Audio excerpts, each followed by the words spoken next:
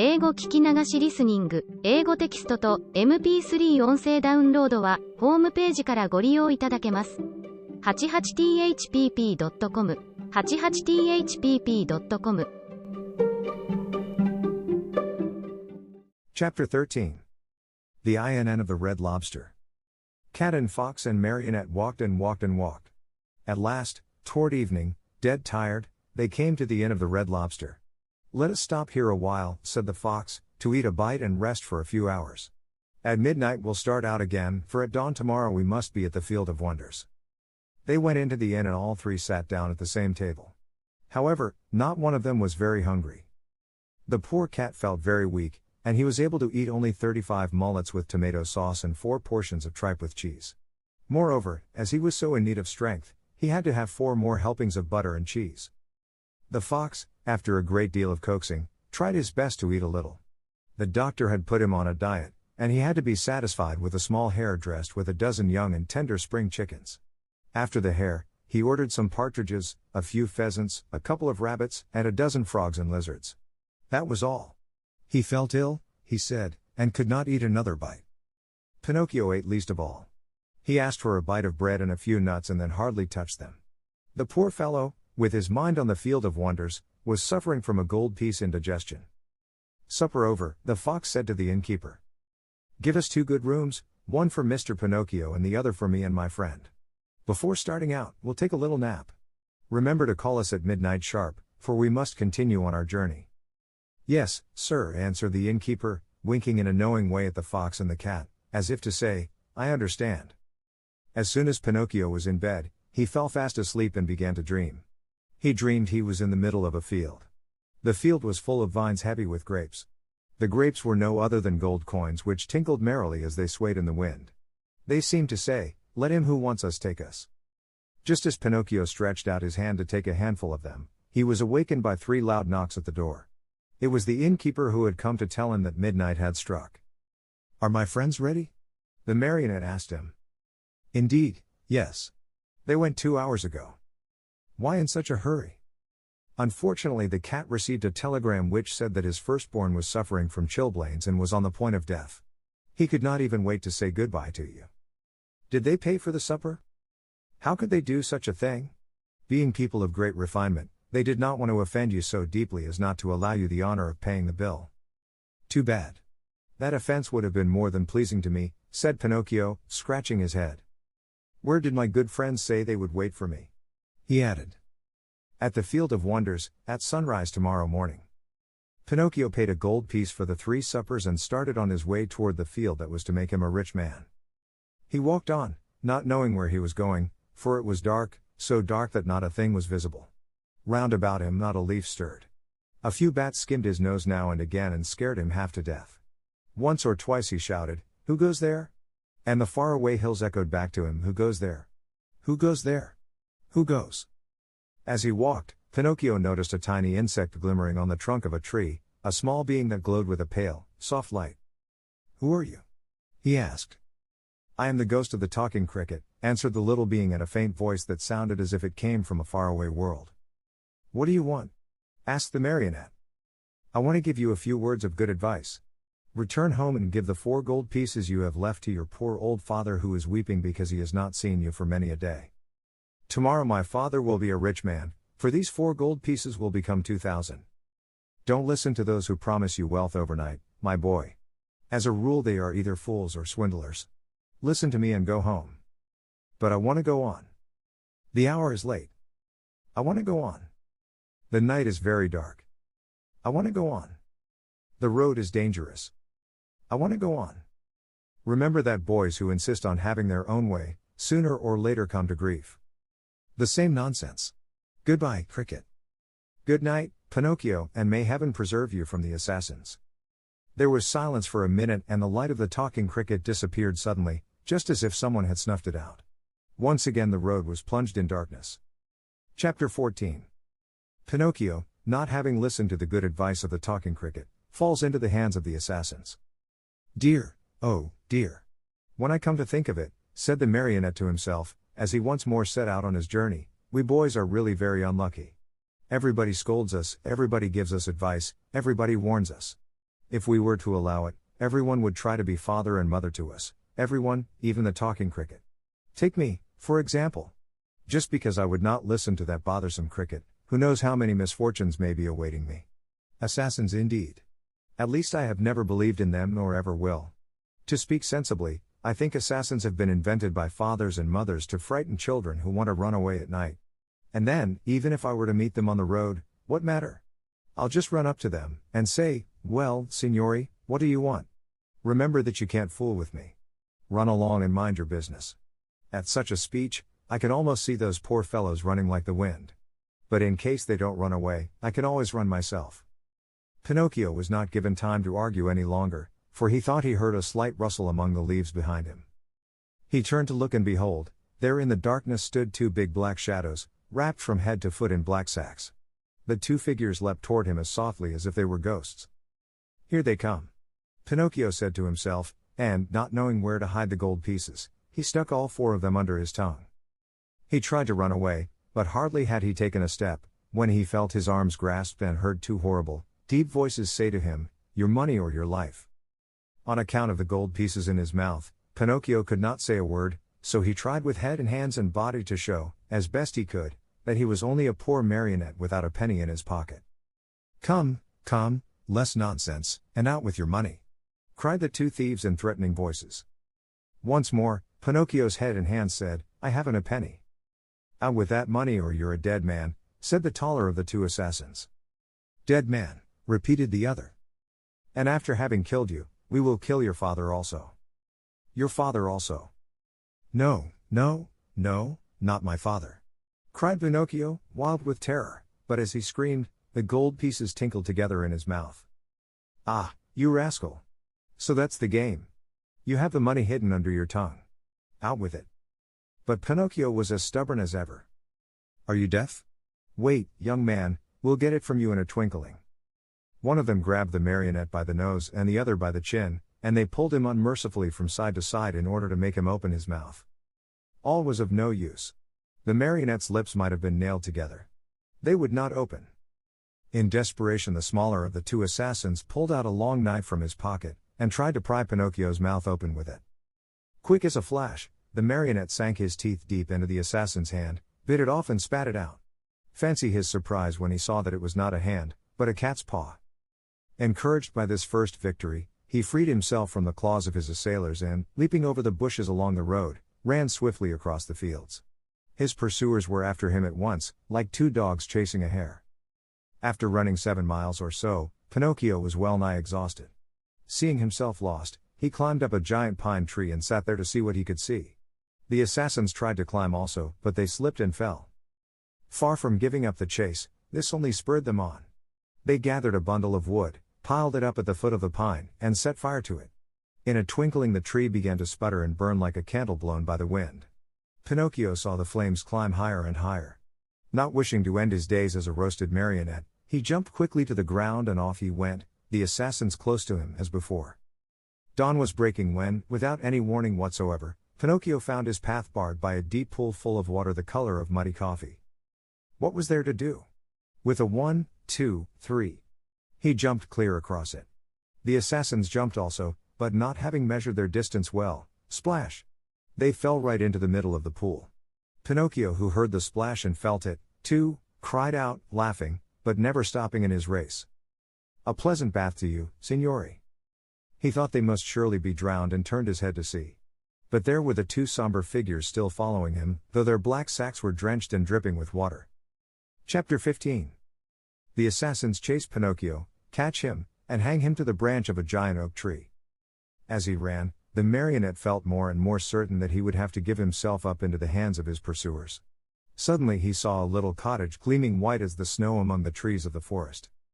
"If I have enough breath left with which to reach that little house, I may be saved," he said to himself. Not waiting another moment, he darted swiftly through the woods, the assassins still after him. After a hard race of almost an hour, tired and out of breath, Pinocchio finally reached the door of the cottage and knocked. No one answered. He knocked again, harder than before, for behind him he heard the steps and the labored breathing of his persecutors. The same silence followed. As knocking was of no use, Pinocchio, in despair, began to kick and bang against the door, as if he wanted to break it. At the noise, a window opened and a lovely maiden looked out. She had azure hair and a face white as wax. Her eyes were closed and her hands crossed on her breast.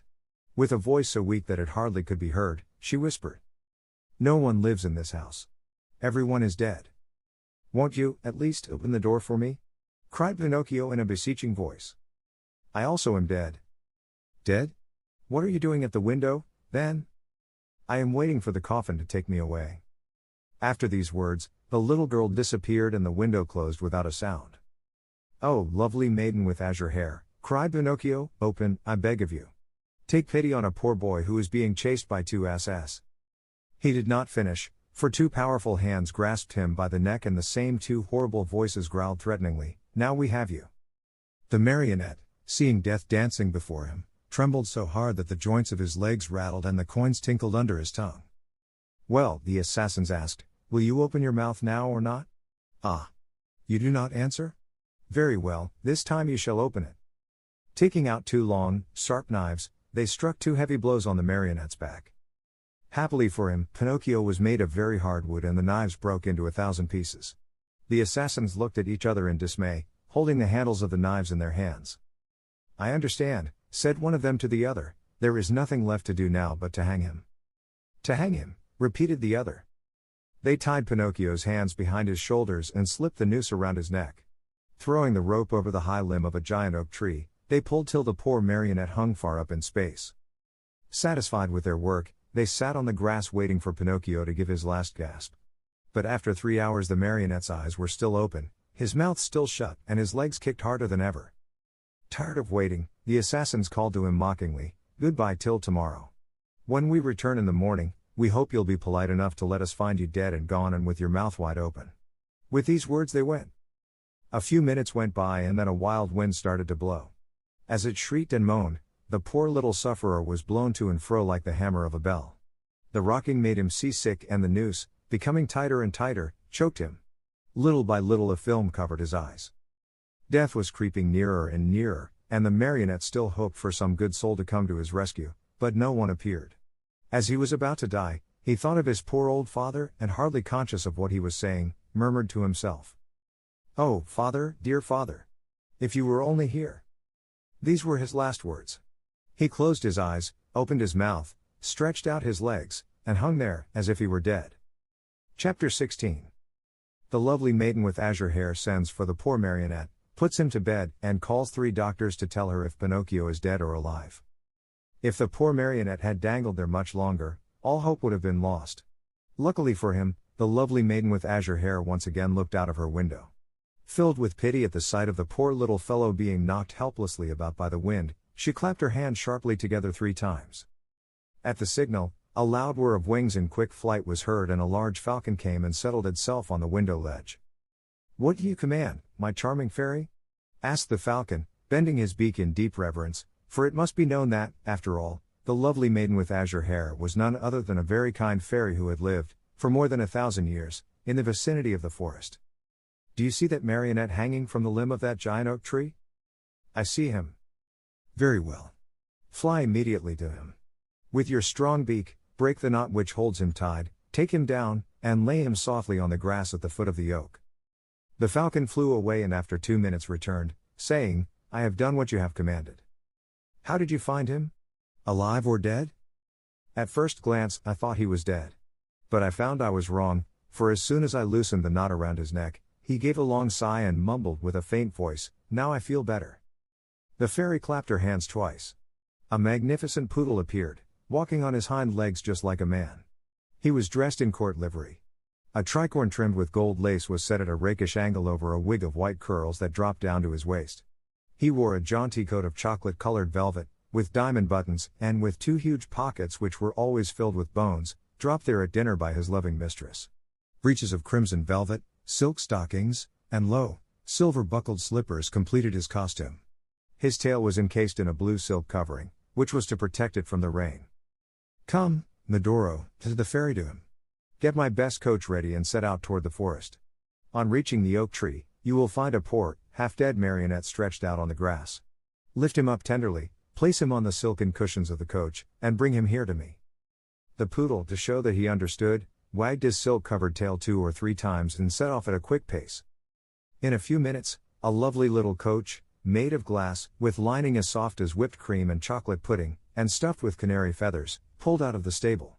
It was drawn by 100 pairs of white mice, and the poodle sat on the coachman's seat and snapped his whip gaily in the air, as if he were a real coachman in a hurry to get to his destination. In a quarter of an hour the coach was back. The fairy, who was waiting at the door of the house, lifted the poor little marionette in her arms, took him to a dainty room with mother-of-pearl walls, put him to bed, and sent immediately for the most famous doctors of the neighborhood to come to her. One after another the doctors came, a crow, an owl, and a talking cricket. "I should like to know, signori," said the fairy, turning to the 3 doctors gathered about Pinocchio's bed, "I should like to know if this poor marionette is dead or alive." At this invitation, the crow stepped out and felt Pinocchio's pulse, his nose, his little toe. Then he solemnly pronounced the following words. "To my mind this marionette is dead and gone, but if, by any evil chance, he were not, then that would be a sure sign that he is still alive." "I am sorry," said the owl, "to have to contradict the crow, my famous friend and colleague. To my mind this marionette is alive, but if, by any evil chance, he were not, then that would be a sure sign that he is wholly dead." "And do you hold any opinion?" the fairy asked the talking cricket. "I say that a wise doctor, when he does not know what he is talking about, should know enough to keep his mouth shut. However, that marionette is not a stranger to me. I have known him a long time." Pinocchio, who until then had been very quiet, shuddered so hard that the bed shook. "That marionette," continued the talking cricket, "is a rascal of the worst kind." Pinocchio opened his eyes and closed them again. "He is rude, lazy, a runaway." Pinocchio hid his face under the sheets. "That marionette is a disobedient son who is breaking his father's heart." Long shuddering sobs were heard, cries, and deep sighs. Think how surprised everyone was when, on raising the sheets, they discovered Pinocchio half melted in tears. "When the dead weep, they are beginning to recover," said the crow solemnly. "I am sorry to contradict my famous friend and colleague," said the owl, "but as far as I'm concerned, I think that when the dead weep, it means they do not want to die." Chapter 17. Pinocchio eats sugar, but refuses to take medicine. When the undertakers come for him, he drinks the medicine and feels better. Afterwards he tells a lie and, in punishment, his nose grows longer and longer. As soon as the 3 doctors had left the room, the fairy went to Pinocchio's bed and, touching him on the forehead, noticed that he was burning with fever. She took a glass of water, put a white powder into it, and, handing it to the marionette, said lovingly to him, "Drink this, and in a few days you'll be up and well." Pinocchio looked at the glass, made a wry face, and asked in a whining voice, "Is it sweet or bitter?" "It is bitter, but it is good for you." "If it is bitter, I don't want it." "Drink it." "I don't like anything bitter." "Drink it and I'll give you a lump of sugar to take the bitter taste from your mouth." "Where's the sugar?" "Here it is," said the fairy, taking a lump from a golden sugar bowl. "I want the sugar first, then I'll drink the bitter water." "Do you promise?" "Yes." The fairy gave him the sugar and Pinocchio, after chewing and swallowing it in a twinkling, said, smacking his lips, "If only sugar were medicine. I should take it every day. Now keep your promise and drink these few drops of water. They'll be good for you." Pinocchio took the glass in both hands and stuck his nose into it. He lifted it to his mouth and once more stuck his nose into it. "It is too bitter, much too bitter. I can't drink it." "How do you know, when you haven't even tasted it?" "I can imagine it. I smell it. I want another lump of sugar, then I'll drink it." The fairy, with all the patience of a good mother, gave him more sugar and again handed him the glass. "I can't drink it like that," the marionette said, making more wry faces. "Why?" "Because that feather pillow on my feet bothers me." The fairy took away the pillow. "It's no use. I can't drink it even now." "What's the matter now?" "I don't like the way the door looks. It's half open." The fairy closed the door. "I won't drink it," cried Pinocchio, bursting out crying. "I won't drink this awful water. I won't. I won't. No, no, no, no. My boy, you'll be sorry." "I don't care." "You are very sick." "I don't care." "In a few hours the fever will take you far away to another world." "I don't care." "Aren't you afraid of death?" "Not a bit. I'd rather die than drink that awful medicine." At that moment, the door of the room flew open and in came 4 rabbits as black as ink, carrying a small black coffin on their shoulders. "What do you want from me?" asked Pinocchio. "We have come for you," said the largest rabbit. "For me? But I'm not dead yet." "No, not dead yet, but you will be in a few moments since you have refused to take the medicine which would have made you well." "Oh, fairy, my fairy," the marionette cried out, "give me that glass. Quick, please. I don't want to die." "No, no, not yet, not yet." And holding the glass with his two hands, he swallowed the medicine at one gulp. "Well," said the four rabbits, "this time we have made the trip for nothing." And turning on their heels, they marched solemnly out of the room, carrying their little black coffin and muttering and grumbling between their teeth. In a twinkling, Pinocchio felt fine. With one leap he was out of bed and into his clothes. The fairy, seeing him run and jump around the room gay as a bird on wing, said to him, "My medicine was good for you, after all, wasn't it?" "Good indeed. It has given me new life." "Why, then, did I have to beg you so hard to make you drink it? I'm a boy, you see, and all boys hate medicine more than they do sickness. What a shame. Boys ought to know, after all, that medicine, taken in time, can save them from much pain and even from death. Next time I won't have to be begged so hard. I'll remember those black rabbits with the black coffin on their shoulders, and I'll take the glass and poof, down it will go. Come here now and tell me how it came about that you found yourself in the hands of the assassins." "It happened that Fire Eater gave me 5 gold pieces to give to my father, but on the way, I met a fox and a cat, who asked me, 'Do you want the 5 pieces to become 2,000? And I said, 'Yes.' And they said, 'Come with us to the Field of Wonders.' And I said, 'Let's go.' Then they said, 'Let us stop at the Inn of the Red Lobster for dinner, and after midnight we'll set out again.' We ate and went to sleep. When I awoke they were gone, and I started out in the darkness all alone. On the road I met 2 assassins dressed in black coal sacks, who said to me, 'Your money or your life.' And I said, 'I haven't any money,' for, you see, I had put the money under my tongue.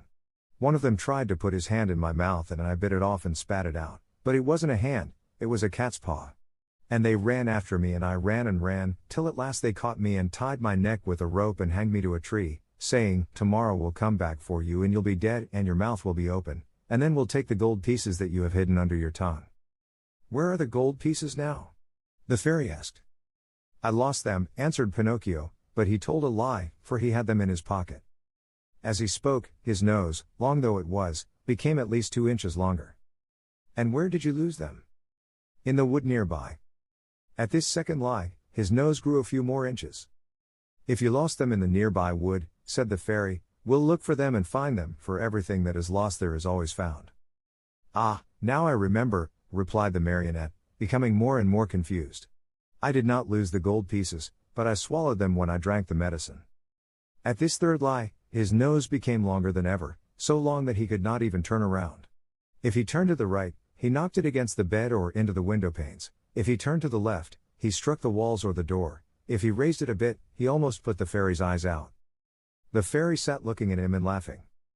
"Why do you laugh?" the marionette asked her, worried now at the sight of his growing nose. "I am laughing at your lies." "How do you know I am lying?" "Lies, my boy, are known in a moment. There are 2 kinds of lies, lies with short legs and lies with long noses. Yours, just now, happened to have long noses." Pinocchio, not knowing where to hide his shame, tried to escape from the room, but his nose had become so long that he could not get it out of the door. Chapter 18. Pinocchio finds the fox and the cat again, and goes with them to sow the gold pieces in the Field of Wonders. Crying as if his heart would break, the marionette mourned for hours over the length of his nose. No matter how he tried, it would not go through the door. The fairy showed no pity toward him, as she was trying to teach him a good lesson, so that he would stop telling lies, the worst habit any boy may acquire. But when she saw him, pale with fright and with his eyes half out of his head from terror, she began to feel sorry for him and clapped her hands together. 1,000 woodpeckers flew in through the window and settled themselves on Pinocchio's nose. They pecked and pecked so hard at that enormous nose that in a few moments, it was the same size as before. "How good you are, my fairy," said Pinocchio, drying his eyes, "and how much I love you." "I love you, too," answered the fairy, "and if you wish to stay with me, you may be my little brother and I'll be your good little sister." "I should like to stay, but what about my poor father?" "I have thought of everything. Your father has been sent for and before night he will be here." "Really?" cried Pinocchio joyfully. "Then, my good fairy, if you are willing, I should like to go to meet him." I cannot wait to kiss that dear old man, who has suffered so much for my sake. Surely, go ahead, but be careful not to lose your way. Take the wood path and you'll surely meet him. Pinocchio set out, and as soon as he found himself in the wood, he ran like a hare. When he reached the giant oak tree he stopped, for he thought he heard a rustle in the brush. He was right. There stood the fox and the cat, the two traveling companions with whom he had eaten at the Inn of the Red Lobster. "Here comes our dear Pinocchio," cried the fox, hugging and kissing him. "How did you happen here?" "How did you happen here?" repeated the cat. "It is a long story," said the marionette. "Let me tell it to you. The other night, when you left me alone at the inn, I met the assassins on the road." "The assassins? Oh, my poor friend. And what did they want?" "They wanted my gold pieces." "Rascals," said the fox. "The worst sort of rascals," added the cat. "But I began to run," continued the marionette, "and they after me, until they overtook me and hanged me to the limb of that oak." Pinocchio pointed to the giant oak nearby. "Could anything be worse?" said the fox. "What an awful world to live in. Where shall we find a safe place for gentlemen like ourselves?" As the fox talked thus, Pinocchio noticed that the cat carried his right paw in a sling. "What happened to your paw?" he asked. The cat tried to answer, but he became so terribly twisted in his speech that the fox had to help him out.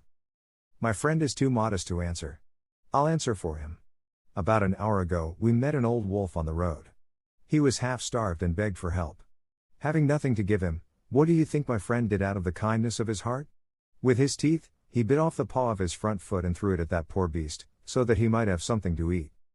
As he spoke, the fox wiped off a tear. Pinocchio, almost in tears himself, whispered in the cat's ear, "If all the cats were like you, how lucky the mice would be." "And what are you doing here?" the fox asked the marionette. "I am waiting for my father, who will be here at any moment now." "And your gold pieces?" "I still have them in my pocket, except one which I spent at the Inn of the Red Lobster. To think that those 4 gold pieces might become 2,000 tomorrow. Why don't you listen to me? Why don't you sow them in the field of wonders? Today it is impossible. I'll go with you some other time."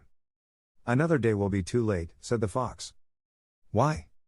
"Because that field has been bought by a very rich man, and today is the last day that it will be open to the public." "How far is this field of wonders?" "Only 2 miles away. Will you come with us? We'll be there in half an hour. You can sow the money, and, after a few minutes, you will gather your 2,000 coins and return home rich. Are you coming?" Pinocchio hesitated a moment before answering, for he remembered the good fairy, old Geppetto, and the advice of the talking cricket. Then he ended by doing what all boys do, when they have no heart and little brain. He shrugged his shoulders and said to the fox and the cat, "Let us go. I am with you." And they went.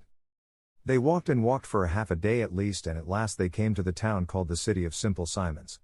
As soon as they entered the town, Pinocchio noticed that all the streets were filled with hairless dogs, yawning from hunger, with sheared sheep, trembling with cold, with combless chickens, begging for a grain of wheat, with large butterflies, unable to use their wings because they had sold all their lovely colors, with tailless peacocks, ashamed to show themselves, and with bedraggled pheasants, scuttling away hurriedly, grieving for their bright feathers of gold and silver, lost to them forever. Through this crowd of paupers and beggars, a beautiful coach passed now and again. Within it sat either a fox, a hawk, or a vulture. "Where is the field of wonders?" asked Pinocchio, growing tired of waiting. "Be patient. It is only a few more steps away." They passed through the city and, just outside the walls, they stepped into a lonely field, which looked more or less like any other field. "Here we are," said the fox to the marionette. "Dig a hole here and put the gold pieces into it." The marionette obeyed. He dug the hole, put the 4 gold pieces into it, and covered them up very carefully. "Now," said the fox, "go to that nearby brook, bring back a pail full of water, and sprinkle it over the spot." Pinocchio followed the directions closely, but, as he had no pail, he pulled off his shoe, filled it with water, and sprinkled the earth which covered the gold. Then he asked, "Anything else?" "Nothing else," answered the fox. "Now we can go. Return here within 20 minutes, and you will find the vine grown and the branches filled with gold pieces." Pinocchio, beside himself with joy, thanked the fox and the cat many times and promised them each a beautiful gift. "We don't want any of your gifts," answered the 2 rogues. "It is enough for us that we have helped you to become rich with little or no trouble. For this we are as happy as kings." They said goodbye to Pinocchio and, wishing him good luck, went on their way. Chapter 19. Pinocchio is robbed of his gold pieces and, in punishment, is sentenced to 4 months in prison. If the marionette had been told to wait a day instead of 20 minutes, the time could not have seemed longer to him. He walked impatiently to and fro and finally turned his nose toward the field of wonders. And as he walked with hurried steps, his heart beat with an excited tick, tack, just as if it were a wall clock, and his busy brain kept thinking. What if, instead of 1,000, I should find 2,000? Or if, instead of 2,000, I should find 5,000, or 100,000? I'll build myself a beautiful palace, with 1,000 stables filled with 1,000 wooden horses to play with, a cellar overflowing with lemonade and ice cream soda, and a library of candies and fruits, cakes and cookies. Thus amusing himself with fancies, he came to the field. There he stopped to see if, by any chance, a vine filled with gold coins was in sight. But he saw nothing. He took a few steps forward, and still nothing. He stepped into the field. He went up to the place where he had dug the hole and buried the gold pieces. Again nothing. Pinocchio became very thoughtful and, forgetting his good manners altogether, he pulled a hand out of his pocket and gave his head a thorough scratching. As he did so, he heard a hearty burst of laughter close to his head. He turned sharply, and there, just above him on the branch of a tree, sat a large parrot, busily preening his feathers. "What are you laughing at?" Pinocchio asked peevishly. "I am laughing because, in preening my feathers, I tickled myself under the wings." The marionette did not answer. He walked to the brook, filled his shoe with water, and once more sprinkled the ground which covered the gold pieces. Another burst of laughter, even more impertinent than the first, was heard in the quiet field. "Well," cried the marionette, angrily this time, "may I know, Mr. Parrot, what amuses you so?" "I am laughing at those simpletons who believe everything they hear and who allow themselves to be caught so easily in the traps set for them." "Do you, perhaps, mean me?" "I certainly do mean you, poor Pinocchio, you who are such a little silly as to believe that gold can be sown in a field just like beans or squash. I, too, believe that once, and today I am very sorry for it. Today, but too late, I have reached the conclusion that, in order to come by money honestly, one must work and know how to earn it with hand or brain." "I don't know what you're talking about," said the marionette, who was beginning to tremble with fear. "Too bad. I'll explain myself better," said the parrot. "While you were away in the city, the fox and the cat returned here in a great hurry. They took the 4 gold pieces which you have buried and ran away as fast as the wind. If you can catch them, you're a brave one." Pinocchio's mouth opened wide. He would not believe the parrot's words and began to dig away furiously at the earth. He dug and he dug till the hole was as big as himself, but no money was there. Every penny was gone. In desperation, he ran to the city and went straight to the courthouse to report the robbery to the magistrate. The judge was a monkey, a large gorilla venerable with age. A flowing white beard covered his chest and he wore gold-rimmed spectacles from which the glasses had dropped out. The reason for wearing these, he said, was that his eyes had been weakened by the work of many years. Pinocchio, standing before him, told his pitiful tale, word by word. He gave the names and the descriptions of the robbers and begged for justice. The judge listened to him with great patience. A kind look shone in his eyes. He became very much interested in the story, he felt moved, he almost wept. When the marionette had no more to say, the judge put out his hand and rang a bell. At the sound, 2 large mastiffs appeared, dressed in carabineers' uniforms. Then the magistrate, pointing to Pinocchio, said in a very solemn voice, "This poor simpleton has been robbed of 4 gold pieces. Take him, therefore, and throw him into prison." The marionette, on hearing this sentence passed upon him, was thoroughly stunned. He tried to protest, but the 2 officers clapped their paws on his mouth and hustled him away to jail. There he had to remain for 4 long, weary months. And if it had not been for a very lucky chance, he probably would have had to stay there longer. For, my dear children, you must know that it happened just then that the young emperor who ruled over the city of Simple Simons had gained a great victory over his enemy, and in celebration thereof, he had ordered illuminations, fireworks, shows of all kinds, and, best of all, the opening of all prison doors. "If the others go, I go, too," said Pinocchio to the jailer. "Not you," answered the jailer. "You are one of those." "I beg your pardon," interrupted Pinocchio, "I, too, am a thief." "In that case you also are free," said the jailer. Taking off his cap, he bowed low and opened the door of the prison, and Pinocchio ran out and away, with never a look backward. 物語の続きは、ホームページからお聞きいただけます。また、テキスト、MP3 ダウンロードも合わせてご利用ください。88thpp.com 88thpp.com